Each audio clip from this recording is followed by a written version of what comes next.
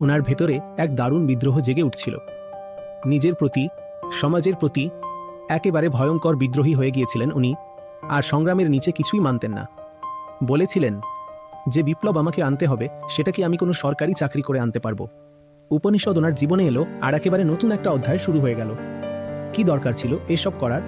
সচ্ছল পরিবার থেকে এসেছিলেন, পড়াশোনায় সবসময় সেরা ছিলেন, আইসিএস এর মতো কঠিন পরীক্ষা পাশ করে ফেলেছিলেন, সব তো ছিল ওনার কাছে। তাহলে কেন সবকিছু ছেড়ে ছুড়ে দেওয়ার এই সিদ্ধান্ত? কারণ আধ্যাত্মিকতার মানেই হলো এগিয়ে চলা, চড়ই বেতি চড়ই বেতি। যখন মুক্তি এখনো আসেনি, তখন যাত্রা থেমে যাবে কিভাবে? তাই সারা জীবন একজন পথিক হয়েই রইলেন। তুমি আমাকে রক্ত দাও, আমি তোমাকে স্বাধীনতা দেব। এমনই যদি শুধু একটা নির্দিষ্ট পোশাক পরে দাঁড়ালেই কেউ নেতাজি হয়ে যায়। ব্যাপারটা এত সোজা নয়, জীবন বাজি রাখতে হয়। অন্যের থেকে রক্ত চাওয়ার আগে নিজের রক্ত ঢালতে হয়।